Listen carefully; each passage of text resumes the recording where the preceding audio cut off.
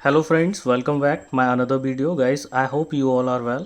Guys, last की video में हमने देखा था कि किस तरीके से हम स्लिप ऑन का अपर और उसके स्टैंडर्ड तैयार करते हैं। आज की वीडियो में गाइस हम बात करेंगे कि स्लिप ऑन का लाइनिंग का स्टैंडर्ड किस तरीके से तैयार करते हैं। चलिए तो स्टार्ट करते हैं। सबसे पहले हमारे पास एक ब्लैंक शीट होनी चाहिए और जो लास्ट टाइम पे हमने स्टैंडर्ड तैयार किया था स्लिप ऑन का, उसे हम उस ब्लैंक शीट पे रख के सबसे पहले ट्रेस करेंगे।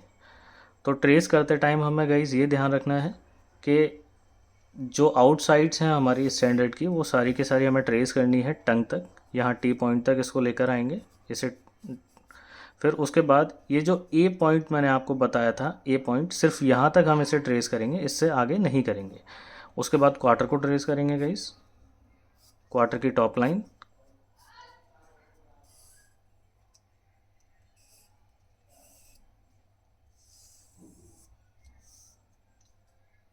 इस स्टैंडर्ड को पूरी तरीके से ट्रेस कर लेंगे और इनर आउटर का डिफरेंस भी हम इसमें मार्क कर लेंगे।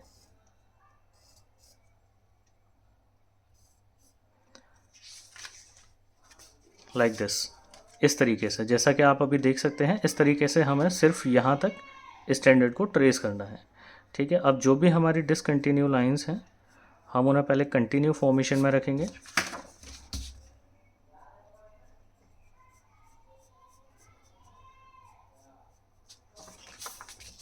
सेम काम हम टॉप लाइन पे करेंगे, क्वार्टर की टॉप लाइन पे।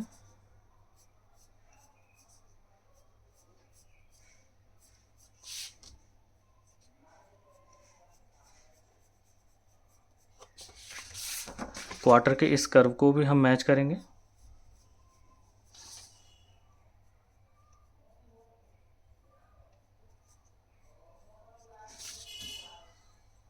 Something like this, as you can see here कि इतना हमें स्टैंडर्ड अपर का जो स्लिप ऑन का स्टैंडर्ड था, हमें इस कंडीशन में उसे ट्रेस करना है।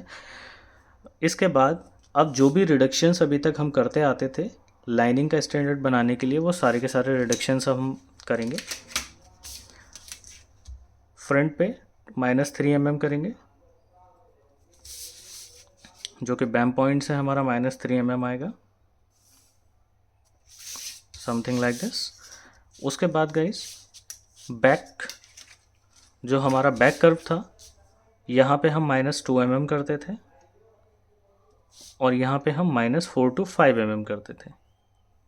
ठीक है, तो मैं यहाँ पे स्टैंडर्ड को रखूँगा, स्टैंडर्ड को 2 mm ऊपर डाउन करूँगा और नीचे 4 to 5 mm डाउन करूँगा। उसके बाद मैं ये कर्व ड्रॉ कर दूँगा। ओके गाइस, अब इसके बाद ये जो हमारी फेदर लाइन थी, फेदर एज, यहाँ पे भी हम रिडक्शंस देते थे। इस वाली फेदर लाइन पे यहाँ पे हम -6 to 7 mm कर सकते हैं। मैं यहाँ पे -6 mm करूँगा, तो आप 6 या फिर 7 mm कर सकते हैं। एक पॉइंट मैंने मार्क किया है, एक पॉइंट मैं यहाँ पे भी मार्क करता हूँ -6 mm पे। ओके, उसके बाद मैं उस स्टैंडर्ड को लूँगा। स्टैंडर्ड की हेल्प से भी आप इसे रिड्यूस कर सकते हैं -6 mm। अगर आप स्टैंडर्ड की मदद से नहीं करना चाहते हैं तो आप डिवाइडर का यूज़ करके भी -6 mm रिड्यूस कर सकते हैं।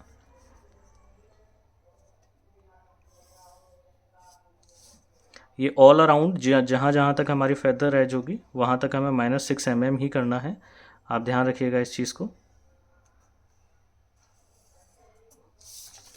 ठीक है, ये हमने -6 mm रिड्यूस कर दिया इसे। -6, -6, -6 एंड -6 mm। ठीक है, ये सीड पॉइंट से लेकर लास्ट का टो पॉइंट तक ये पूरा का पूरा हमारा -6 mm हमने इसे रिड्यूस किया है।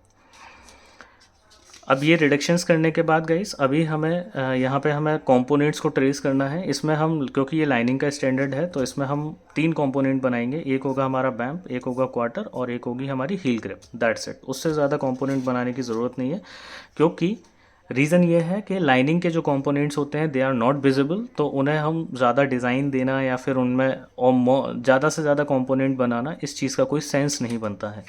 तो इसीलिए हम कम से कम कंपोनेंट बना के इसे ख़त्म करेंगे। सबसे पहले तो इस लाइन को, जहाँ पे ये पॉइंट है, उस पॉइंट को हम स्ट्रेट करेंगे। इस लाइन को स्ट्रेट करेंगे। स्ट्रेट करने के बाद इस पॉइंट से, यानी जहाँ पे हमने ट्रेस करना स्टॉप किया था वहाँ से 10 mm इसी लाइन को कंटिन्यू करते हुए यहाँ से 10 mm पे एक पॉइंट बनाएंगे और उस लाइन को इससे मिला देंगे। ठीक है, एक पॉइंट ये था हमारे पास, एक पॉइंट ये था, इसे मैं ए नाम देता हूँ और इसे मैं बी नाम दे देता हूँ। ठीक है, समझने के लिए अब इस ए पॉइंट से सॉरी बी पॉइंट से हम एक कर्व ड्रॉ करेंगे, हल्का सा कर्व में लाइन लेते हुए।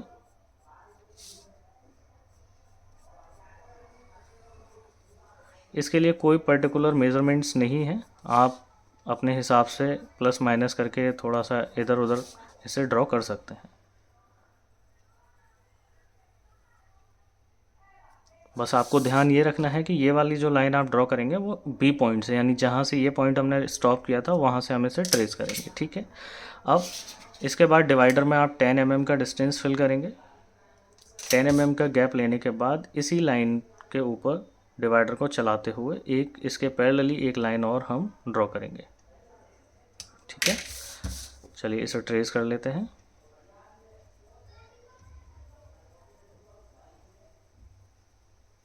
समथिंग लाइक दिस, इस तरीके से इसे हमने ट्रेस कर लिया है। ये बन गया हमारा बैंप और ये हो गया हमारा quarter. This is our vamp and this is our quarter. अब इसमें हमें बनानी है हील ग्रिप। तो हील ग्रिप अभी तक हम जो भी मेजरमेंट्स लेते थे टॉप से 30, 35, 40, 45 और बॉटम से 1/3 करके भी आप निकाल सकते हैं, या फिर 65 to 70 mm भी आप ले सकते हैं। 1/3 ऑफ SLL उसके हिसाब से अगर करेंगे तो 66 के या फिर 68 के समथिंग आएगा। बट यहाँ पे आज मैं दूसरे तरीके से एक नए डिज़ाइन में हम हील ग्रिप बनाएंगे, बिकॉज कि ये स्लिप ऑन का डिज़ाइन है, इसमें थोड़ा सा लाइनिंग में हील ग्रिप में अच्छा सा लुक देने के लिए हम दूसरे तरीके से हील ग्रिप बनाएंगे। तो जो मैंने -2 mm रिड्यूस किया था वहाँ से मैं डिस्टेंस फिल करूँगा 35 mm या फिर 40 mm में ले लेता हूँ। 40 mm पे मैंने एक पॉइंट मार्क किया और बॉटम पे जहाँ से हमने -6 mm किया था और -4 mm किया था इस सीड पॉइंट से, यानी कि ये वाला अब हमारा सीड पॉइंट होगा। तो इस पॉइंट से यहाँ से मैं 65 mm या फिर 70 mm, मैं यहाँ 65 mm आप 70 ले सकते हैं, मैं 65 mm यहाँ पे फिल करूँगा। ओके, 60 mm फिल करने के बाद मैं यहाँ पे एक ये लाइन ड्रॉ करूँगा। ये लाइन ड्रॉ करने के बाद गाइस अब ये जो टॉप पॉइंट है हमारा, यहाँ से मैं 15 mm या फिर 20 mm पर एक पॉइंट मार्क करूँगा। ठीक है, यहाँ से इस टॉप पॉइंट से 15 mm पे मैं एक पॉइंट मार्क करूँगा यहाँ पे, और सेम काम मैं यहाँ पे करूँगा 15 mm पे मैं एक पॉइंट मार्क करूँगा। ठीक है, अब इन दोनों पॉइंट्स को मैं यहाँ पे मिला दूँगा। इस तरीके से मैंने इन्हें मिला दिया है।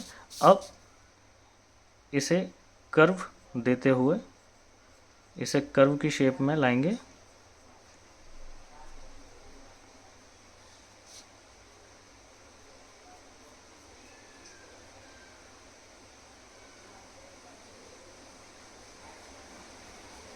Something like this. ओके, तो ये हमारा हील ग्रिप का कंपोनेंट बन जाएगा।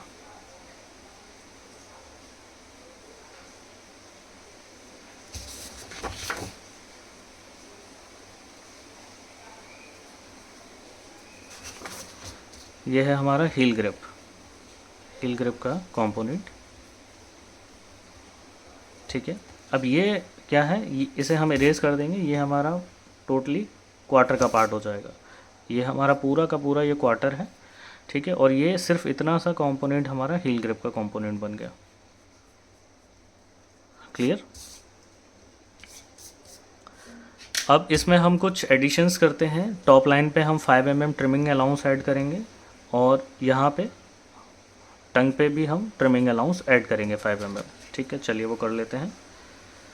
5 mm डिस्टेंस आप फिल करेंगे डिवाइडर में। डिवाइडर में 5 mm का डिस्टेंस फिल करने के बाद सबसे पहले टंग में हम ऐड करेंगे।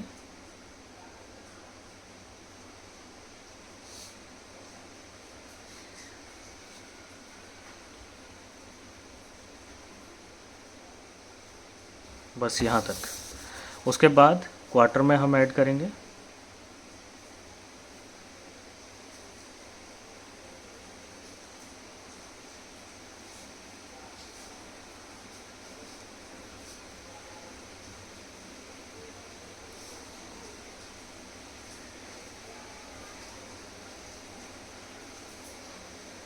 ठीक है। इसे ट्रेस कर लेते हैं with the help of pencil.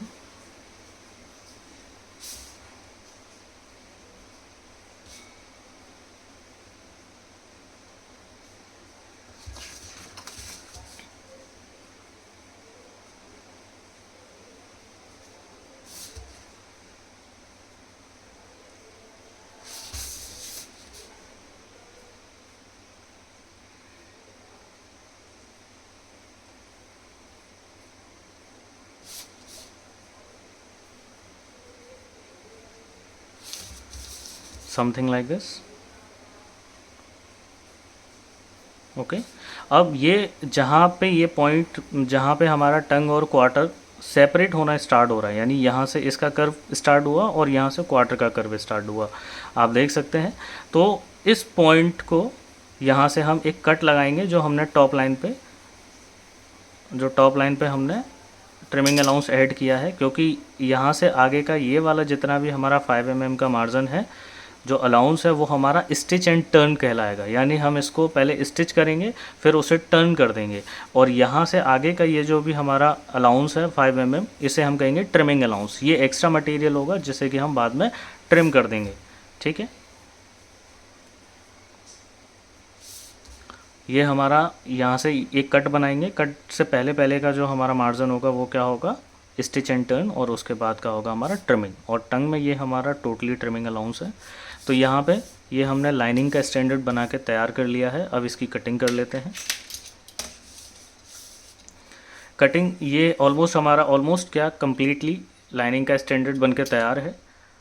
अब इसकी कटिंग करेंगे। कटिंग करने के बाद जहाँ जहाँ इसमें कंपोनेंट्स हैं, इसमें स्लॉट्स कट करेंगे। ओके गाइस, तो आज की वीडियो में इतना ही था। अब नेक्स्ट वीडियो में हम बात करेंगे कि किस तरीके से हम स्लिप ऑन लाइनिंग के स्टैंडर्ड्स बनाते हैं।